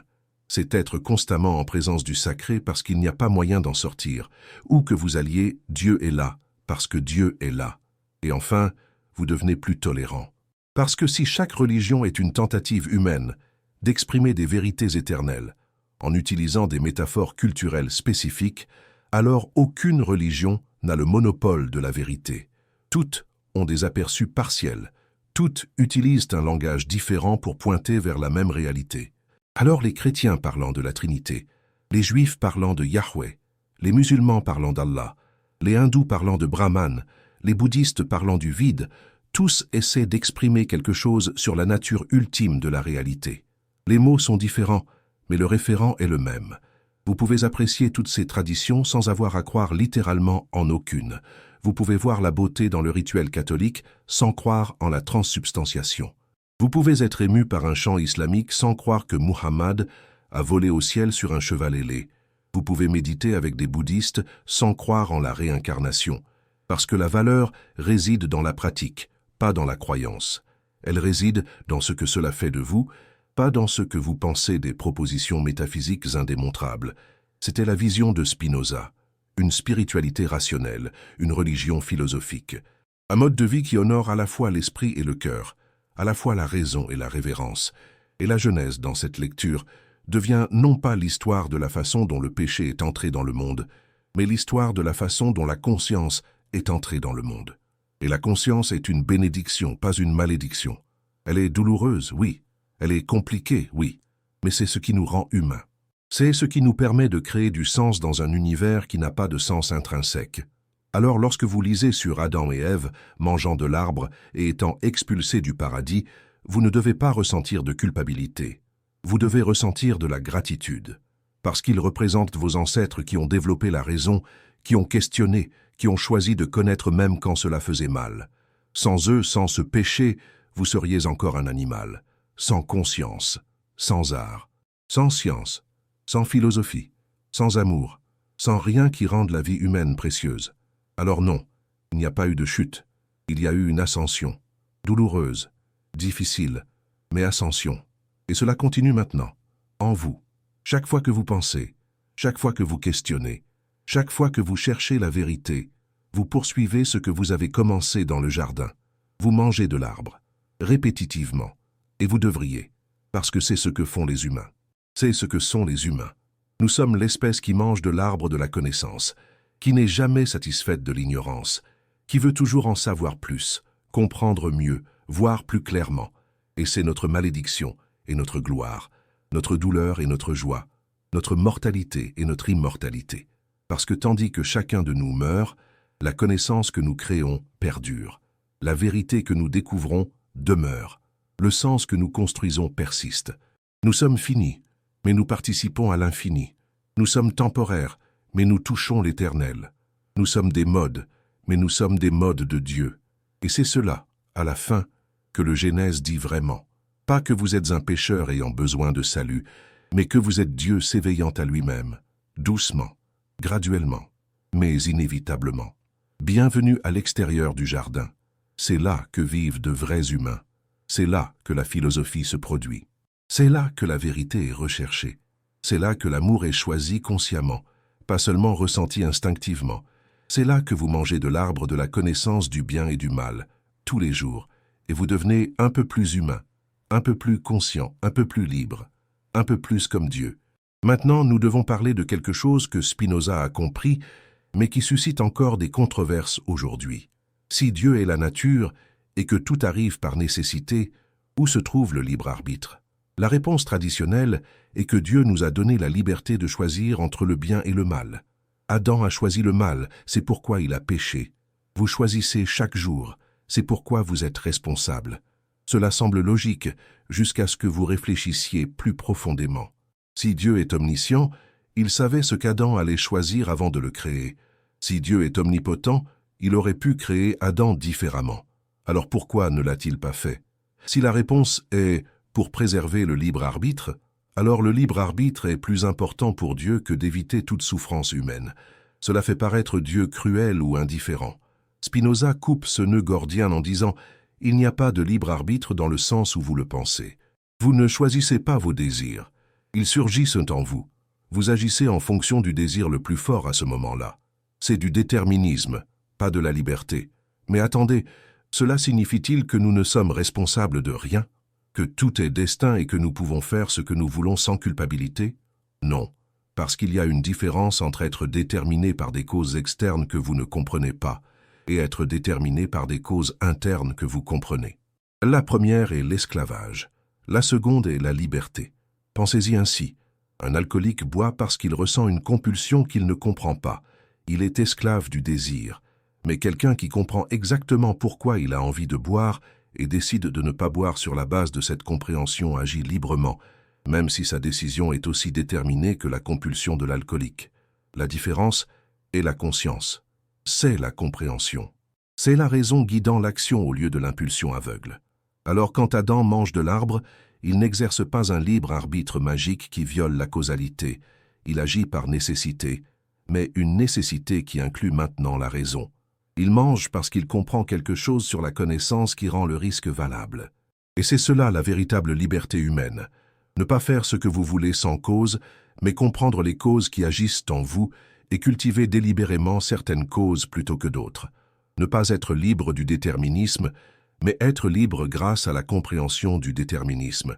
Cela change complètement la moralité. Vous ne punissez pas parce que quelqu'un a choisi librement de faire le mal. Vous intervenez parce que vous comprenez les causes qui ont conduit à un comportement mauvais et vous voulez les modifier. Ce n'est pas une question de vengeance ou de justice rétributive. C'est une question de cause et d'effet. Un enfant qui grandit dans un environnement violent a plus de chances d'être violent. Ce n'est pas une surprise. C'est prévisible. Donc, si nous voulons moins de violence, nous changeons l'environnement, pas seulement nous punissons le résultat. Spinoza verrait le système pénitentiaire moderne comme un absurde moral. Enfermer des gens pendant des années sans aborder les causes qui ont conduit au crime, c'est comme traiter un symptôme en ignorant la maladie. C'est de la stupidité déguisée en justice. Et le Genèse, dans cette lecture, ne dit pas qu'Adam a été puni pour un choix libre. Il dit que la conscience morale entraîne nécessairement des conséquences douloureuses. C'est une description de la structure de la réalité, pas un jugement moral sur l'individu. Vous ne pouvez pas avoir de conscience de soi sans honte. Vous ne pouvez pas avoir de connaissance morale sans ressentir de la culpabilité lorsque vous agissez contre cette connaissance. Vous ne pouvez pas avoir de liberté rationnelle sans la responsabilité qui l'accompagne. Ce sont des conséquences nécessaires, pas des punitions arbitraires. Plus vous comprenez cela, plus vous devenez libre. Parce que vous cessez de vous blâmer pour des désirs qui surgissent en vous sans invitation. Vous cessez de vous punir pour être humain. Vous acceptez votre nature et travaillez avec elle, pas contre elle. C'est la paix de Spinoza. Elle ne vient pas de croire que Dieu va vous sauver. Elle vient de comprendre si profondément comment tout fonctionne que vous ne pouvez plus être en guerre avec la réalité. Vous acceptez. Et dans l'acceptation, vous trouvez la liberté. Parlons maintenant de quelque chose que le Genèse mentionne, mais qui reçoit rarement de l'attention. Ce qui s'est passé après l'expulsion du jardin. Parce que l'histoire ne se termine pas avec Adam et Ève sortant. Elle continue avec leurs enfants. Et ici, les choses deviennent encore plus étranges. Caïn et Abel, deux frères, un agriculteur, l'autre berger. Tous deux font des offrandes à Dieu. Dieu accepte celle d'Abel et rejette celle de Caïn. Le texte n'explique pas pourquoi. Caïn se fâche, tue Abel, et est maudit à errer sur la terre. Littéralement, cette histoire n'a pas de sens. Pourquoi Dieu rejetterait-il l'offrande de Caïn sans raison? Pourquoi favoriserait-il Abel de manière arbitraire? Et si Adam et Ève étaient les premiers humains et n'avaient eu que 2 enfants jusqu'à ce point, d'où Caïn trouve-t-il une épouse après avoir été exilé? Qui sont les autres personnes qu'il craint de le tuer? Le texte est plein de trous si vous le lisez comme une histoire. Mais comme philosophie, comme continuation de l'allégorie sur le développement de la conscience humaine, cela a un sens parfait. Caïn et Abel représentent 2 impulsions humaines fondamentales. Caïn, l'agriculteur, représente le travail, l'effort, la tentative de contrôler la nature. Abel, le berger, représente l'acceptation, vivre avec le flux naturel, moins d'interférences. Et Dieu favorise Abel. Pourquoi? Parce que dans la vision des auteurs bibliques, la vie pastorale était plus proche de l'idéal. Elle était plus simple, plus directe, moins ambitieuse. L'agriculture représente le début de la civilisation, avec toutes ses complications. Elle représente la tentative humaine d'améliorer la nature, de ne pas accepter ce qui est donné. Et cela mène au ressentiment. Caïn s'efforce, travaille la terre, fait de son mieux, et n'est pas accepté. Abel existe simplement, prend soin des moutons, et est favorisé. Ce n'est pas juste. Et Caïn le ressent profondément. C'est la naissance de l'envie, du ressentiment, de la comparaison qui empoisonne. Caïn ne tue pas Abel parce qu'Abel a fait quelque chose de mal. Il tue parce qu'Abel a quelque chose qu'il veut, l'approbation divine. Et s'il ne peut pas l'avoir, il va détruire celui qui l'a. C'est le premier meurtre. Et cela se produit non pas entre étrangers, mais entre frères. Pourquoi? Parce que l'envie la plus profonde se produit entre proches. Vous n'enviez pas un milliardaire que vous ne rencontrerez jamais. Vous enviez votre frère qui a une vie meilleure que la vôtre. Vous enviez un collègue qui a été promu quand vous ne l'avez pas été. Vous enviez un ami qui a trouvé l'amour quand vous êtes seul. Et quand Dieu confronte Caïn lui demandant où est Abel, Caïn répond avec l'une des phrases les plus célèbres de la Bible. « Suis-je le gardien de mon frère ?» La réponse, selon Spinoza, est oui. Évidemment oui. Parce que si Dieu est la nature et que nous sommes tous des modes de la même substance, alors vous êtes littéralement le gardien de votre frère. Pas par obligation morale externe, mais par identité ontologique. Blesser votre frère, c'est vous blesser vous-même. Mais Caïn ne comprend pas cela. Il pense encore en termes de séparation. Moi contre lui. Mon bien contre son bien. Et de cette illusion de séparation vient tout le mal. Dieu maudit Caïn à errer. Mais il met aussi un signe sur lui pour que personne ne le tue. Pourquoi? Parce que même un meurtrier mérite protection, ou parce qu'un meurtrier doit vivre avec sa culpabilité, et c'est une punition pire que la mort. Spinoza dirait, ce n'est pas une punition, c'est une conséquence. Quand vous tuez, vous vous séparez de la communauté. Vous devenez errant, isolé, seul. Et ce n'est pas Dieu qui décide de punir. C'est le résultat naturel de rompre des liens sociaux par la violence. Et le signe de Caïn n'est pas une protection de Dieu. C'est une conscience de la culpabilité. C'est porter la connaissance de ce que vous avez fait pour toujours. Tout le monde voit, tout le monde sait. Ils ne peuvent pas vous tuer, mais vous n'aurez plus jamais de paix. C'est la structure de la conscience morale après l'arbre de la connaissance. Vous n'agissez pas seulement, vous savez que vous avez agi. Vous ne blessez pas seulement, vous savez que vous avez blessé. Et cette connaissance est inéluctable. C'est la marque que vous portez. Le Genèse décrit dans un langage symbolique primitif des vérités psychologiques profondes sur la culpabilité, le ressentiment, l'envie, la violence. Ce n'est pas l'histoire de deux frères spécifiques, il y a des milliers d'années. C'est l'histoire de la structure de la psyché humaine qui se répète à chaque génération. Après Caïn vient Seth, et ensuite vient une longue liste de générations vivant des centaines d'années. Adam vit 930 ans, Mathusalem vit 969 ans, Noé vit 950 ans. Comment possible? Littéralement, non. Personne ne vit presque 1000 ans. Alors, que représentent ces chiffres? Spinoza suggère qu'ils sont symboliques. Ils représentent des lignées, pas des individus, ou ils représentent des périodes mythiques où le temps fonctionnait différemment dans l'imagination collective, ou ce sont simplement des exagérations poétiques pour indiquer l'antiquité et l'importance. Le point n'est pas le nombre exact. Le point est la généalogie. Le point est de montrer la continuité d'Adam à Noé, de Noé à Abraham, d'Abraham à Moïse. C'est établir que le peuple d'Israël a une lignée qui remonte au début de l'humanité. Et ensuite vient le déluge. Dieu voit que la méchanceté humaine est grande, se repent d'avoir créé l'humanité, et décide de détruire tout sauf Noé et sa famille, parce que Noé est juste. Littéralement, c'est une histoire horrible. Dieu commet un génocide mondial tuant des milliards, y compris des enfants et des animaux innocents, parce que les adultes sont mauvais. Et ensuite, il promet de ne jamais le refaire, comme si cela réparait quelque chose. Mais philosophiquement, c'est une histoire de recommencement, sur le fait de réaliser que le développement a pris un mauvais chemin et qu'il faut réinitialiser, sur la destruction de structures corrompues pour construire quelque chose de mieux. Chaque culture a une histoire de déluge. La Mésopotamie a Gilgamesh, la Grèce a Deucalion, l'Inde a Manu. Pourquoi? Parce que de vrais déluges se produisent. Et quand une civilisation entière est détruite par l'eau, les survivants racontent l'histoire. Et l'histoire grandit, et finit par devenir un mythe sur la fin d'une ère. Mais ce que le mythe du déluge préserve vraiment, c'est l'intuition que l'humanité a un faux commencement, que la première tentative de civilisation a échoué, qu'il y a eu un temps avant le temps que nous nous souvenons, et que ce temps s'est terminé de manière catastrophique, et nous avons dû recommencer. Et Noé, le seul juste, représente la continuité, représente ce qui vaut la peine d'être sauvé, représente la semence d'une nouvelle humanité meilleure. Mais ensuite, après le déluge, la première chose que Noé fait est de planter une vigne, de devenir ivre et nu dans la tente.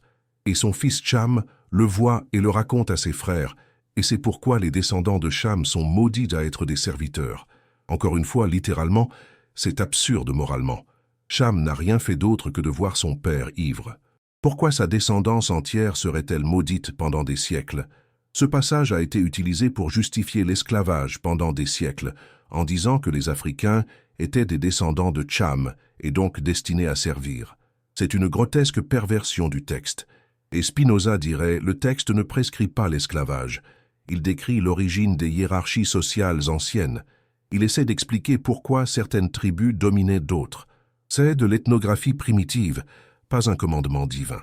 Et le point philosophique le plus profond est, même après le recommencement, même après avoir tout détruit et sauvé seulement le juste, l'humanité revient immédiatement au même problème. Noé s'enivre. Cham échoue à respecter son père. Les hiérarchies et les ressentiments ressurgissent. Pourquoi? Parce que le problème n'est pas externe. Il est interne. C'est une partie de la nature humaine. Vous ne pouvez pas laver l'humanité avec de l'eau et espérer que tout s'améliore. Le problème réside dans le fonctionnement de la conscience humaine. Il est dans la liberté qui permet un mauvais choix. Il est dans la conscience de soi qui permet l'envie et le ressentiment. Alors le déluge ne résout rien fondamentalement. C'est juste une pause.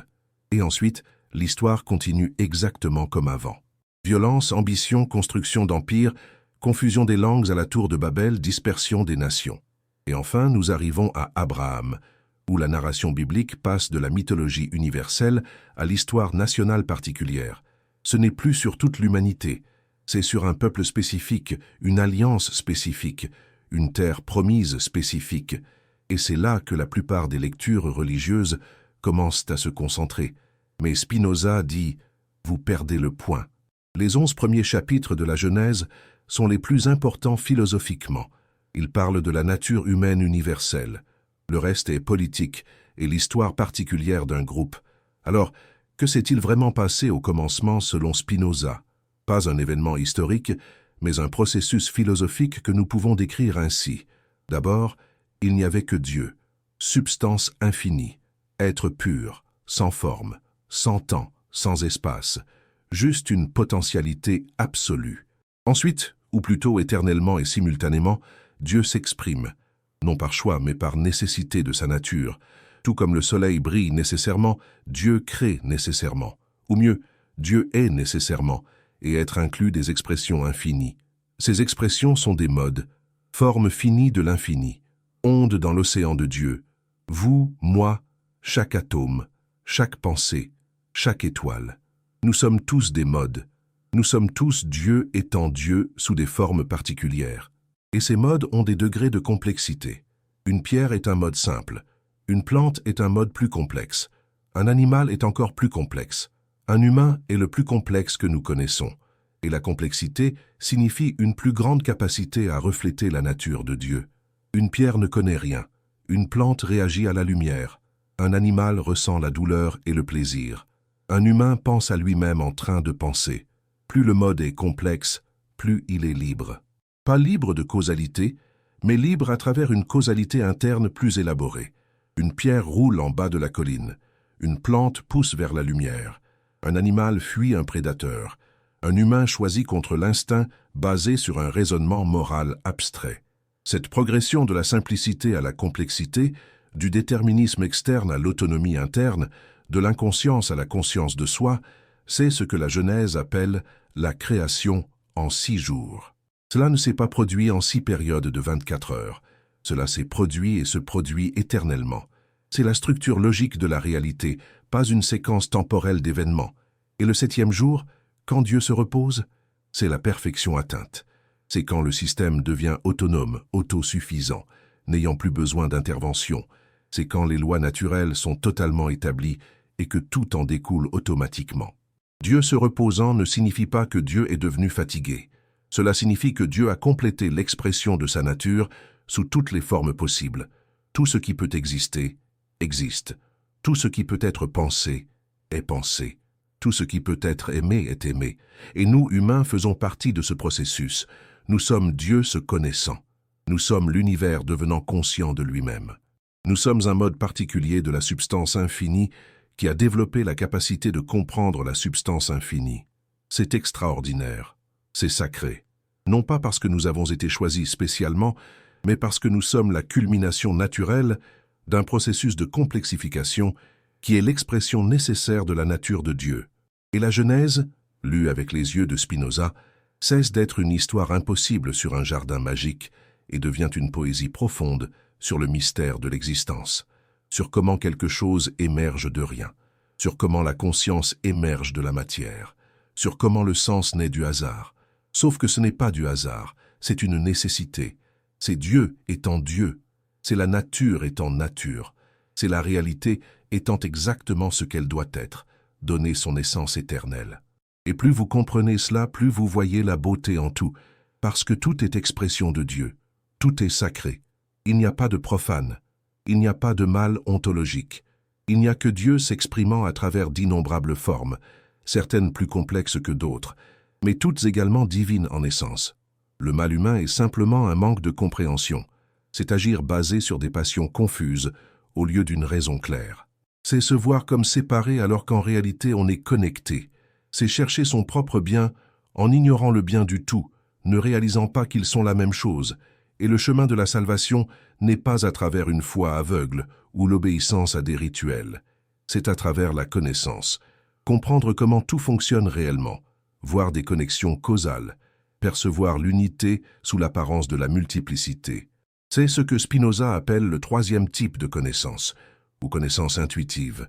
C'est quand vous ne comprenez pas seulement des propositions individuellement, mais voyez tout le système d'un coup. Vous voyez comment chaque partie se rapporte nécessairement à toutes les autres.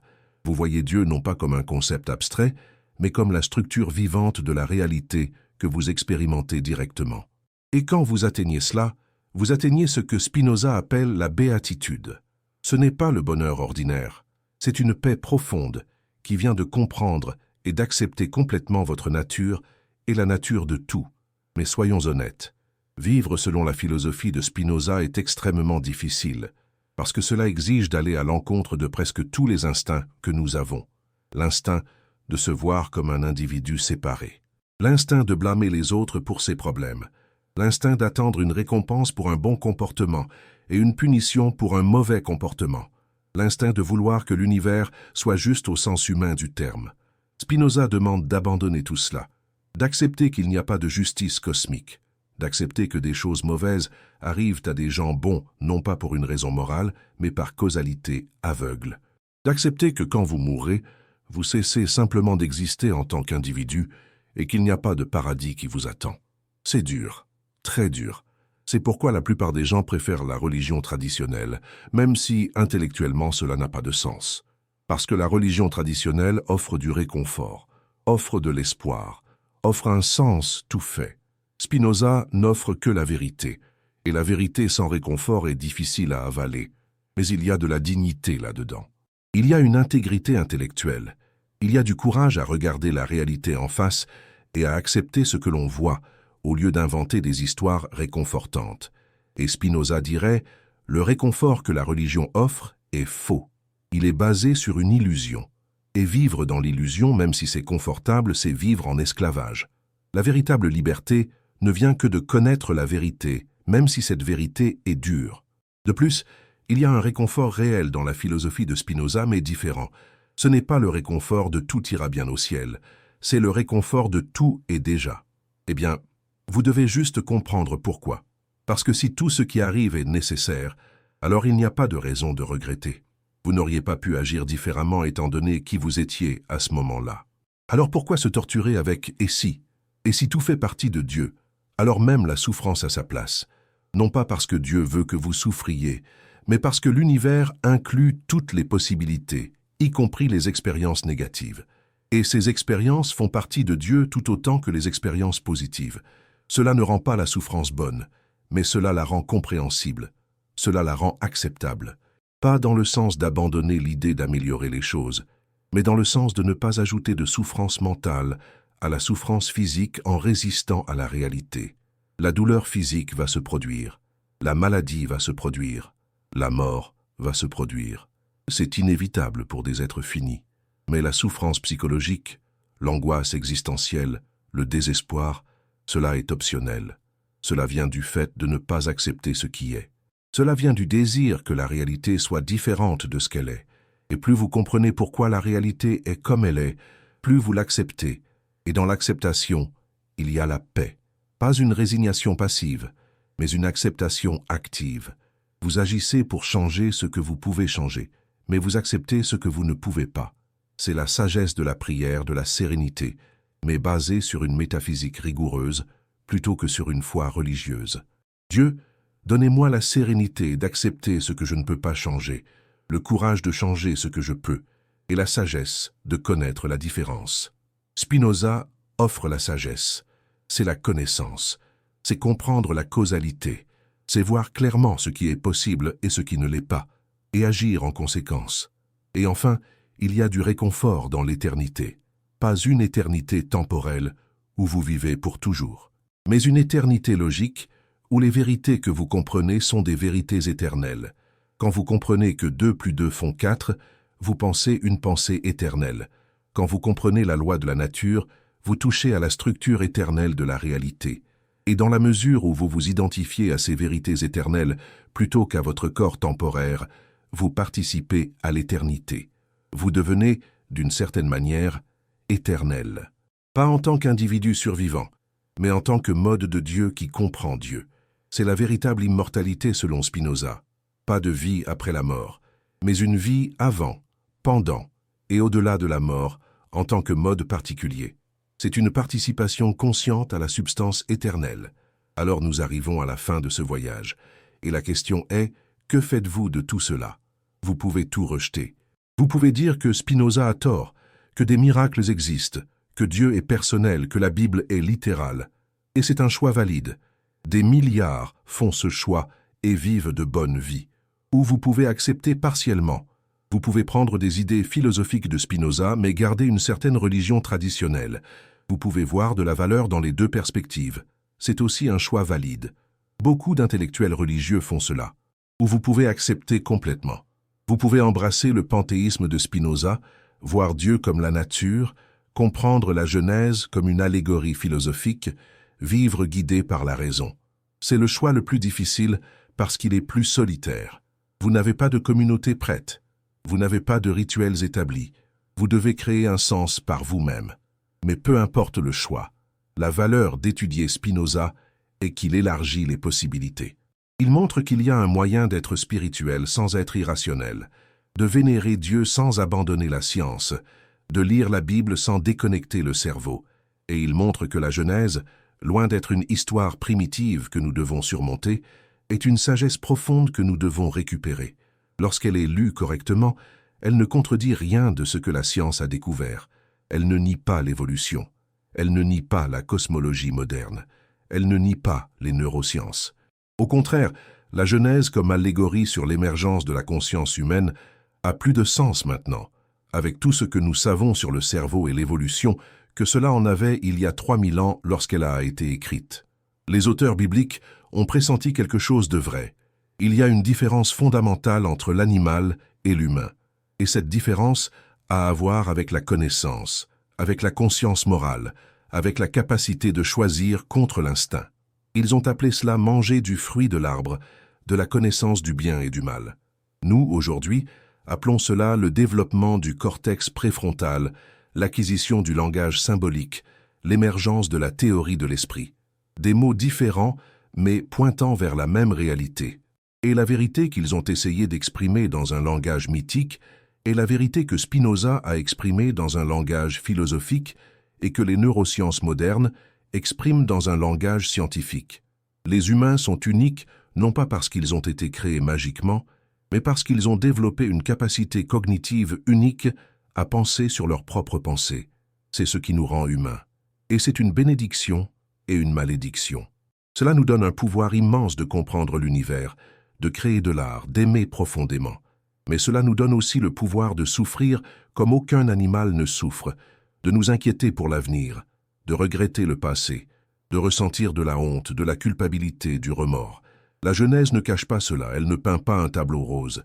Elle dit honnêtement, la connaissance fait mal, la conscience est difficile, mais c'est ce que nous avons, et nous devons faire de notre mieux avec cela.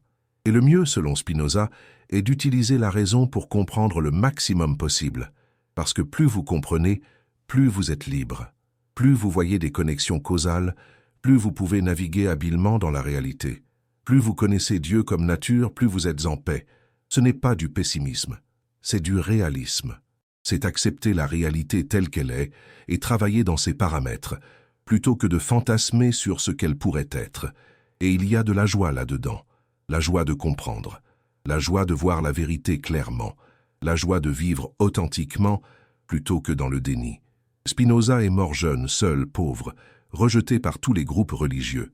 Mais il est mort en paix, parce qu'il comprenait, parce qu'il n'avait pas d'illusions, parce qu'il avait un amour intellectuel pour Dieu qu'aucune institution ne pourrait donner ou retirer. Et 350 ans plus tard, ces idées dérangent encore. Elles défient encore. Elles offrent encore une alternative radicale tant à la religion dogmatique qu'à l'athéisme vide. Parce que Spinoza ne nie pas Dieu. Il le redéfinit. Et il ne nie pas la Genèse. Il la réinterprète. Et le résultat est une vision du monde, qui est à la fois profondément spirituelle et complètement rationnelle. Vous n'avez pas besoin de choisir entre le cœur et l'esprit, entre la foi et la raison, entre Dieu et la nature, parce qu'ils ont toujours été la même chose. Ils ont toujours été des aspects différents de la seule réalité. Et quand vous voyez cela, vraiment voyez, non seulement intellectuellement mais expérientiellement, quelque chose change. Vous ne pouvez plus haïr personne, parce que vous comprenez que tout le monde fait partie de vous. Vous ne pouvez plus avoir peur de la mort, parce que vous comprenez que vous êtes éternel en essence. Vous ne pouvez plus être perdu, parce que vous comprenez que vous avez toujours été et serez toujours une partie de Dieu.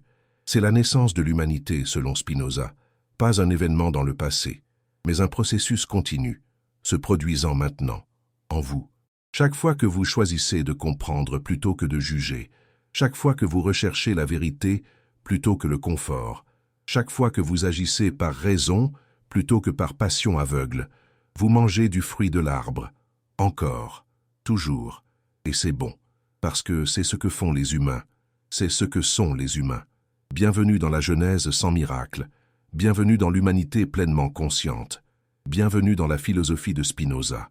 Le voyage ne s'arrête pas ici, il ne finit jamais, parce que la connaissance est infinie, et vous êtes un mode fini de l'infini.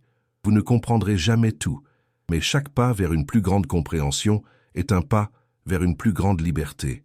Et cela, à la fin, est tout ce que nous pouvons demander.